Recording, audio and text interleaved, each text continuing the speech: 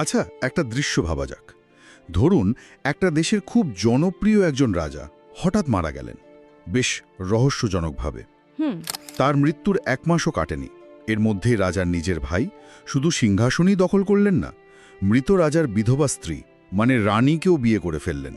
শুনলে মনে হচ্ছে যেন আজকের দিনের কোনো পলিটিক্যাল থ্রিলার দেখছি, তাই না? ঠিক। মানে হাউস অফ কার্ডস বা ধরুন গেম অফ থ্রোনসের মতো, যেখানে ক্ষমতার জন্য ভাই ভাইকে সরাতে এক মুহূর্ত ভাবে না। কিন্তু মজার ব্যাপার হলো এই গল্পটা কিন্তু 400 বছরেরও বেশি পুরনো। ঠিক এখানেই তো আসল জাদুটা। শেক্সপিয়ার অ্যামলেট নামের এক প্রাচীন ড্যানিশ লোককথাকে ভিত্তি করে এই নাটকটা লিখেছেন। মানে সেই পুরনো গল্পটা ছিল অনেক বেশি সোজা সাপটা একটা প্রতিশোধের গল্প। হ্যাঁ, একদম। কিন্তু শেক্সপিয়ার সেই সাদা মাটা কঙ্কালের ওপর মনস্তত্ত্ব, দর্শন আর মানবীয় জটিলতার রক্ত মাংস যোগ করে তাকে অমর করে দিয়েছেন। আর আজ আমরা সেই কালজয়ী ট্র্যাজেডি হ্যামলেটের গভীরে ডুব দেব। আর এই ডুব দেওয়ার শুরুতেই যে প্রশ্নটা আমাদের তাড়া করবে তা হল, বাবার হত্যার প্রতিশোধ নিতে গিয়ে একজন মানুষ ঠিক কতটা ধ্বংস ডেকে আনতে পারে? শুধু শত্রুর জন্য, নাকি নিজের আর তার আশেপাশের সবার জন্য? এই প্রশ্নটাই যেন পুরো নাটক জুড়ে একটা অশুভ সুরের মতো বাজতে থাকে। চলুন গল্পের শুরুতে যাওয়া যাক। জায়গাটা হলো ডেনমার্কের এলসিনোর প্রাসাদ, কিন্তু পরিবেশটা একদম থমথমে। বাইরে থেকে কিন্তু সবকিছু স্বাভাবিক। নতুন রাজা ক্লডিয়াস সিংহাসনে বসেছেন, সদ্য বিধবা রানী গার্ট্রুডকে বিয়ে করে রাজপরিবারকে স্থিতিশীল রেখেছেন। কিন্তু পর্দার আড়ালে একটা অস্বস্তি, একটা চাপা আতঙ্ক কাজ করছে। আর এই সব কিছুর কেন্দ্রে আছেন রাজপুত্র হ্যামলেট। হ্যামলেটের অবস্থাটা একবার ভেবে দেখুন। সে শুধু বাবাকেই হারায়নি, সে তার মাকেও একরকম হারিয়ে ফেলেছে। যে মা তার বাবার জন্য শোকে প্রায় ভেঙে পড়েছিলেন, তিনিই কিনা 1 মাসের মধ্যে নিজের দেবরকে বিয়ে করে নিলেন। এটা তো প্রচণ্ড একটা ধাক্কা। অবশ্যই। হ্যামলেটের কাছে এটা শুধু একটা রাজনৈতিক সিদ্ধান্ত ছিল না, এটা ছিল তার পুরো মূল্যবোধের জগতের ওপর একটা আঘাত। তার মনে হচ্ছিল something is rotten in the state of Denmark, মানে রাজ্যের গভীরে কোথাও একটা পচন ধরেছে। আর এই মানসিক টানাপোড়েনের মধ্যেই সেই অবিশ্বাস্য ঘটনাটা ঘটে, যা গল্পের মোড় পুরোপুরি ঘুরিয়ে দেয়। প্রেতাত্মার আগমন। হ্যাঁ, প্রাসাদের প্রহরীরা রাতের অন্ধকারে মৃত রাজার প্রেতাত্মাকে ঘুরতে দেখে। খবরটা হ্যামলেটের কাছে পৌঁছানোর পর তিনি 1 মুহূর্ত দেরি না করে নিজে গিয়ে সেই রহস্যময় অবয়বের মুখোমুখি হওয়ার সিদ্ধান্ত নেন। আর সেখানেই হয় সেই বিস্ফোরণটা। প্রেতাত্মা নিজের পরিচয় দেয়, সে হ্যামলেটের বাবা, এবং জানায় তার মৃত্যুটা স্বাভাবিক ছিল না, তাকে খুন করা হয়েছে। হ্যাঁ, হত্যাকারী তারই ভাই ক্লডিয়াস, যে কিনা ঘুমের মধ্যে তার কানে বিষ ঢেলে দিয়েছিল। এরপর প্রেতাত্মা তার ছেলের কাছে প্রতিশোধ চায়। শুধু প্রতিশোধ নয়, এই অস্বাভাবিক প্রকৃতিবিরুদ্ধ হত্যাকাণ্ডের বিচার চায়। এই ভয়ঙ্কর সত্য জানার পর একজন সাধারণ নায়ক হয়তো তলোয়ার হাতে সোজা রাজার ঘরে ঢুকে পড়ত, কিন্তু হ্যামলেট সাধারণ নন। একদমই না। তিনি রেনেসাঁস যুগের একজন শিক্ষিত, চিন্তাশীল মানুষ। তার ভেতরে আবেগ আছে, কিন্তু সেই আবেগের চেয়েও বড় হলো তার যুক্তিবোধ আর সন্দেহ। ঠিক। তিনি ভাবছেন এই প্রেতাত্মা কি সত্যিই তার বাবার আত্মা, নাকি শয়তান তাকে বিভ্রান্ত করার জন্য এই রূপ ধরে এসেছে। আর এই সন্দেহ থেকেই তার বিখ্যাত কৌশলের জন্ম, অ্যান্টিক ডিসপোজিশন, অর্থাৎ পাগলামির ভান করা। মানে তিনি ইচ্ছে করে অদ্ভুত আর এলোমেলো আচরণ করতে শুরু করলেন। হ্যাঁ, যাতে সবাই তাকে বাবার শোকে পাগল ভাবতে শুরু করে। এর আসল উদ্দেশ্য ছিল শত্রুকে বিভ্রান্ত করা, যাতে রাজা ক্লডিয়াস তাকে কোনো হুমকি মনে না করেন, আর তিনি আড়াল থেকে সত্যটা যাচাই করার জন্য যথেষ্ট সময় পান। কিন্তু আমার একটা প্রশ্ন আছে, এই পাগলামির ভান করাটা কি পুরোটাই কৌশল ছিল, নাকি এই প্রচণ্ড মানসিক চাপের ফলে তিনি সত্যিই তার নিয়ন্ত্রণের সীমানায় চলে গিয়েছিলেন? কারণ তার আচরণ অনেক সময়ই কৌশলের চেয়ে বেশি নিষ্ঠুর মনে হয়। এটা একটা চমৎকার প্রশ্ন, আর সমালোচকদের মধ্যে এটা নিয়ে বিতর্কও বহুদিনের। অনেকেই মনে করেন যে মুখোশটা তিনি পরেছিলেন, ধীরে ধীরে সেই মুখোশটাই তার আসল চেহারা হয়ে উঠছিল। আচ্ছা। তিনি হয়তো শুরু করেছিলেন ভান দিয়ে, কিন্তু প্রতিশোধের চিন্তা আর চারপাশের মিথ্যাচারের চাপে তার মানসিক ভারসাম্য সত্যিই চলে গিয়েছিল। রাজসভার প্রধান উপদেষ্টা পলোনিয়াস যেমনটা ভেবেছিলেন, হ্যামলেট তার মেয়ে অফেলিয়ার প্রেমে পাগল হয়ে গেছেন। আসলে কারণটা ছিল আরও অনেক গভীর আর অন্ধকার। তার মানে তিনি একদিকে যেমন প্রমাণ খুঁজছিলেন, তেমনি নিজের ভেতরের ঝড়ের সাথেও লড়ছিলেন। আর এই প্রমাণ খোঁজার জন্যই তিনি এমন এক ফাঁদ পাতেন যা নাটকের ইতিহাসে অমর হয়ে আছে।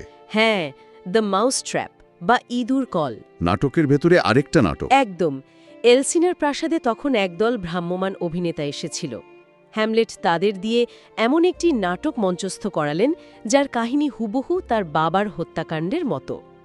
পরিকল্পনা ছিল নাটক চলাকালীন তিনি আর তার বন্ধু হরাশিও তীক্ষ্ণ দৃষ্টি রাখবেন রাজা ক্লডিয়াসের প্রতিক্রিয়ার দিকে। আর যা ভাবা হয়েছিল ঠিক তাই হলো। হুম। নাটকে যখনই রাজার কানে বিষ ঢেলে দেওয়ার দৃশ্যটি আসে, রাজা ক্লডিয়াস আর নিজেকে সামলাতে পারেন না। তিনি ভয়ে, অপরাধবোধে একেবারে নীল হয়ে আসন ছেড়ে উঠে দাঁড়ান এবং চিৎকার করে সভা ছেড়ে পালিয়ে যান। ব্যাস, হ্যামলেটের হাতে অব্যর্থ প্রমাণ চলে এলো। তার সন্দেহের আর কোনো অবকাশ রইল না। মনে হতে পারে গল্পের শেষ এখানেই, এবার শুধু প্রতিশোধ নেওয়া বাকি। কিন্তু শেক্সপিয়ার আমাদের এত সহজে স্বস্তি দেন না। ঠিক যে মুহূর্তে মনে হয় হ্যামলেট জিতে গেছেন, সেই মুহূর্তে তিনি এমন এক মারাত্মক ভুল করে বসেন যা তাকে শিকারের ভূমিকা থেকে শিকারীর ভূমিকায় নিয়ে যায়। উত্তেজিত অবস্থায় তিনি তার মা রানী গার্ড্রুডের সাথে কথা বলতে যান, আর মায়ের ঘরে উত্তপ্ত বাক্য বিনিময়ের সময় তিনি পর্দার আড়ালে কাউকে লুকিয়ে থাকতে দেখেন। আর তিনি ধরে নেন ওটা নিশ্চয়ই ক্লডিয়াস, আড়ি পেতে কাদের কথা শুনছে। এক মুহূর্ত চিন্তা না করে তিনি পর্দার মধ্যে দিয়ে তলোয়ার চালিয়ে দেন। কিন্তু পর্দা সরাতেই দেখা যায় সেখানে ক্লডিয়াসের নয়, বরং পলোনিয়াসের মৃতদেহ পড়ে আছে। এই একটি ভুল হ্যামলেটের পুরো যাত্রাপথকে বদলে দেয়। এই ঘটনা তাকে একজন ন্যায়বিচার প্রার্থী থেকে সরাসরি একজন খুনিতে পরিণত করে। কিন্তু তিনি কি সত্যিই আগে শুধুই একজন ভিকটিম ছিলেন? প্রেতাত্মার কথা শোনার মুহূর্ত থেকেই তো তিনি এক হিংসার পথে পা বাড়িয়েছেন। পলোনিয়াসের হত্যাকাণ্ড কি সেই পথের একটা অবশ্যম্ভাবী পরিণতি ছিল না? দারুণ পয়েন্ট। হয়তো তাই। হয়তো প্রতিশোধের রাস্তাটাই এমন যে এখানে নিরীহ মানুষের রক্ত ঝরাবেই। এই হত্যাকাণ্ডের পর ক্লডিয়াসও আর হ্যামলেটকে কেবল একজন পাগল রাজপুত্র হিসেবে দেখেন না, তাকে নিজের জন্য সরাসরি হুমকি হিসেবে দেখতে শুরু করেন। ঠিক। আর তাকে পৃথিবী থেকে সরিয়ে দেওয়ার ষড়যন্ত্র শুরু করেন। ট্র্যাজেডির চাকাটা এবার আরও দ্রুত ঘুরতে শুরু করে। আর এখান থেকেই আমরা হ্যামলেটের চরিত্রের সবচেয়ে গভীর এবং জটিল দিকটা দেখতে পাই। তার ভেতরে সেই বিখ্যাত মানসিক দ্বন্দ্ব, তার সেই কালজয়ী উক্তি, to be or not to be, that is the question. মানুষের অস্তিত্বের সংকট। একদিকে মধ্যযুগীয় ধারণা অনুযায়ী বাবার হত্যার প্রতিশোধ নেওয়াটা তার পবিত্র দায়িত্ব, আর অন্যদিকে তার মানবতাবাদী শিক্ষা তাকে শেখাচ্ছে জীবন, মৃত্যু আর পরকালের পরিণতি নিয়ে প্রশ্ন করতে। এই উক্তিটি আসলে দুটো ভিন্ন যুগের দর্শনের মধ্যে এক ভয়ঙ্কর সংঘাতের প্রতীক। অর্থাৎ অন্যায় সহ্য করে এই নোংরা পৃথিবীতে বেঁচে থাকাটা কি বেশি সম্মানের, নাকি এর বিরুদ্ধে অস্ত্র ধরে লড়াই করে এই যন্ত্রণার অবসান ঘটানো শ্রেয়? এই প্রশ্নটা তাকে এতটাই আচ্ছন্ন করে ফেলেছিল যে তিনি কাজ করার শক্তি হারিয়ে ফেলছিলেন। ঠিক তাই। আধুনিক মনোবিজ্ঞানে এই অবস্থাকে বলা হয় অ্যানালাইসিস প্যারালাইসিস। Analysis paralysis? হ্যাঁ, কোনো বিষয় নিয়ে অতিরিক্ত বিশ্লেষণ বা চিন্তা করার ফলে সঠিক সময়ে সিদ্ধান্ত নিতে না পারার সমস্যা। হ্যামলেট সুযোগ পেয়েও ক্লডিয়াসকে হত্যা করতে পারেনি, কারণ তখন ক্লডিয়াস প্রার্থনা করছিলেন। তিনি ভেবেছিলেন প্রার্থনারত অবস্থায় কাউকে মারলে সে স্বর্গে যাবে, যা তার বাবার প্রতি অবিচার হবে। হ্যাঁ, কিন্তু অনেক সমালোচক মনে করেন এটা হয়তো তার দেরি করার আরও একটা অজুহাত মাত্র। হয়তো সেই মুহূর্তেও তিনি চূড়ান্ত পদক্ষেপটা নিতে ভয় পাচ্ছিলেন। আর তার এই দ্বিধা, এই অ্যানালাইসিস প্যারালাইসিস শুধু তারই ক্ষতি করেনি, তার প্রিয়জনদেরও ধ্বংস করে দিয়েছে, বিশেষ করে ওফেলিয়াকে। আমার সবসময় জানতে ইচ্ছে করে, হ্যামলেট কি সত্যি ওফেলিয়াকে ভালোবাসতেন? ওফেলিয়া চরিত্রটি হল সেই সময় নারীদের অসহায়ত্বের এক করুণ প্রতীক। একদিকে বাবা আর ভাইয়ের কঠোর নিয়ন্ত্রণ, অন্যদিকে প্রেমিকের কাছ থেকে পাওয়া নির্মম ব্যবহার আর প্রত্যাখ্যান। তার নিজের কোনো সিদ্ধান্ত নেওয়ার ক্ষমতাই ছিল না। একদমই না। সে যেন পুরুষদের দাবা খেলার একটি নিরীহ ঘুঁটি। বাবার মৃত্যু এবং হ্যামলেটের এই মানসিক অত্যাচারের পর তার ভেঙে পড়াটা ছিল অনিবার্য। তার পাগলামি আর মৃত্যু শুধু ব্যক্তিগত ট্র্যাজেডি নয়, এটা তৎকালীন পিতৃতান্ত্রিক সমাজের এক ভয়াবহ চিত্রও বটে। যে মানুষটা ন্যায়বিচার প্রতিষ্ঠা করতে চেয়েছিল, তার নিজের কাজের ফলেই তার ভালোবাসার মানুষটির এমন করুণ পরিণতি হল। প্রতিশোধের রাস্তাটা যে কতটা পিচ্ছিল এটা তার একটা বড় প্রমাণ। আর এই ভুলের শৃঙ্খল গল্পকে তার ভয়াবহ রক্তক্ষয়ী পরিণতির দিকে ঠেলে নিয়ে যায়। পোলোনিয়াসের ছেলে লায়েরতেস ফ্রান্সে থেকে ফিরে আসে বাবার হত্যার প্রতিশোধ নিতে। আর ধূর্ত ক্লডিয়াস এই সুযোগটাকেই কাজে লাগায়। হ্যাঁ, সে লায়েরতেসের শোককে কাজে লাগিয়ে তাকে হ্যামলেটের বিরুদ্ধে উস্কে দেয়। ক্লডিয়াস হ্যামলেটকে শেষ করার জন্য একটা নিখুঁত ষড়যন্ত্র তৈরি করে। সে লায়েরতেস আর হ্যামলেটের মধ্যে একটি তলোয়ার যুদ্ধের আয়োজন করে। পরিকল্পনাটা ছিল শয়তানি বুদ্ধিতে ভরা। লায়েরতেসের তলোয়ারের ডগায় বিষ মাখানো থাকবে। সামান্য আঁচড় লাগলেই হ্যামলেটের মৃত্যু নিশ্চিত। আর যদি তাতেও কাজ না হয় তাহলে ব্যাকআপ প্ল্যান হিসেবে হ্যামলেটের জন্য রাখা পানীয়তেও বিষ মেশানো থাকবে। চূড়ান্ত দৃশ্যটি এক কথায় মর্মান্তিক, একটা শ্বাসরুদ্ধকর ট্র্যাজেডি। যুদ্ধ শুরু হয় আর রানী গ্যাট্রুড, হ্যামলেটের মা, ছেলের সাফল্যে উৎসাহিত হয়ে ভুল করে সেই বিষাক্ত পানীয়টি পান করে ফেলেন। হ্যাঁ, আর কিছুক্ষণের মধ্যেই বিষক্রিয়ায় তিনি মারা যান। মায়ের মৃত্যু দেখে হ্যামলেট বিচলিত হয়ে পড়েন, আর সেই সুযোগে লায়েরটেস তার বিষাক্ত তলোয়ার দিয়ে হ্যামলেটকে আঘাত করে। কিন্তু এরপরে ধস্তাধস্তির সময় কোনোভাবে তলোয়ার দুটি অদলবদল হয়ে যায়। এবার হ্যামলেটের হাতে আসে বিষাক্ত তলোয়ারটি। হ্যাঁ, আর তিনি সেই তলোয়ার দিয়েই লায়েরতেসকে পাল্টা আঘাত করেন। আমি যতবারই এই নাটক পড়ি বা দেখি, এই শেষ দৃশ্যটা আমাকে স্তব্ধ করে দেয়। এক মুহূর্তে সব শেষ। মৃত্যুর আগে লায়েরতেস সব ফাঁস করে দেয়, তাই তো? একদম। যন্ত্রণায় কাতরাতে কাতরাতে লায়েরতেস সমস্ত ষড়যন্ত্র ফাঁস করে দেয়। সে বলে রাজাই এর জন্য দায়ী।